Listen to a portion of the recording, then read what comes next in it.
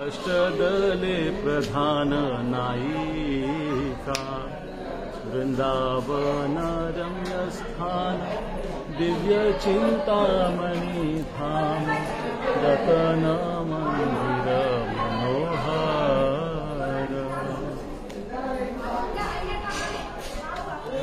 हे कुशल बिहारी पॅलेस आहे।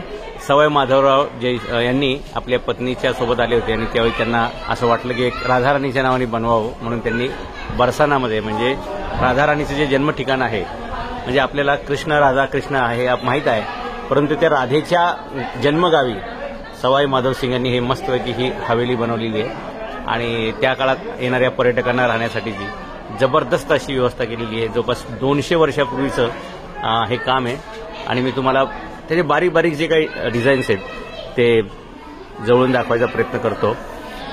आणि बघण्यासारखं ठिकाण आहे। आपण ज्यावेळी मथुरा वृंदावन इकडे येतो तर त्यावेळी बऱ्याचदा आपल्यापैकी आपल्याकडून ते राहून जातं आणि ते म्हणजे हे बरसाना म्हणजे राधेचं जन्मगाव आहे आणि त्या ठिकाणी टेकडीवरती तुम्हाला माहिती असेल की उत्तर प्रदेश साईडला टेकड्या नसतात नॉर्मली किंवा खूपच कमी प्रमाणात असतात, तर इथे एक निवडक टेकड्या आहेत त्याच्यावरती ही हवेली बांधलेली आहे। एक मंदिरवाजा हवेली बांधलेली आहे, ह्याच्यामध्ये आतमध्ये हे पण आहे आणि हे कसं चित्र आहे, इकडचं हे राधाराणीचं मंदिर आहे आणि इकडचं हे आता नवीन पॅलेस जो बांधलेला आहे सवाई माधवराव यांनी माधवसिंग यांनी तो आहे। आणि म्हणजे परमेश्वराच्या स्मरणार्थ किंवा राधेच्या स्मरणार्थ बांधलेलं हे असं भव्य असं ही हवेली आहे।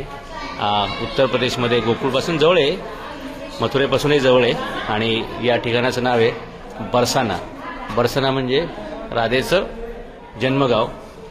आणि हे असं प्रेरणादायी असं काम आहे, तुम्हाला दाखवतोय मी, भव्य असं हे काम आहे।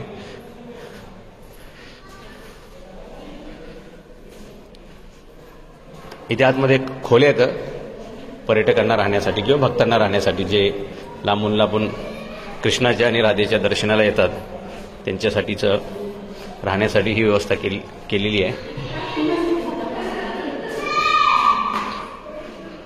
म्हणजे भव्य आणि खर्चिक असं हे काम आहे आणि प्रचंड नक्षी काम आहे। म्हणजे फक्त करायचं म्हणून त्यांनी काम केलेलं नाही आहे, तर खरोखरच त्यांनी ज्या दातृत्वाने करायला पाहिजे त्या दातृत्वाने हे इथं खर्च केलेला दिसतोय। संपूर्ण मार्बलमध्ये ही हवेली आहे किंवा हे मंदिर आहे। हे आतमध्ये तुम्हाला रूम दिसते, इथं लोकांना राहण्यासाठी जागा आहे। हे मंदिराचं मुख्य भाग आहे। मंदिर दुपारी बंद असतं, कृष्ण आणि राधा दोघांचंही इथं हे आहे। इथे आतमध्ये तुम्हाला एक रूम दिसते आणि हे छानपैकी या पेंटिंग्स आहेत।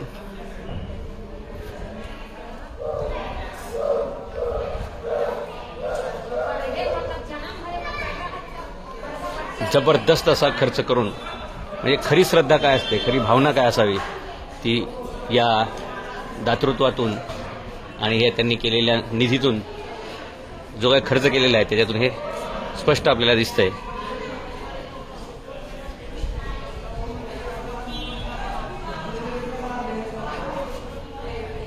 आणि हे ते मंदिराचं एंट्रन्स आहे जे नंतर खुलेल। आपण कधी उत्तर प्रदेशात आले तर जरूर या ठिकाणाला भेट देऊ शकता, असं आवर्जून भेट द्यावी असं हे ठिकाण आहे।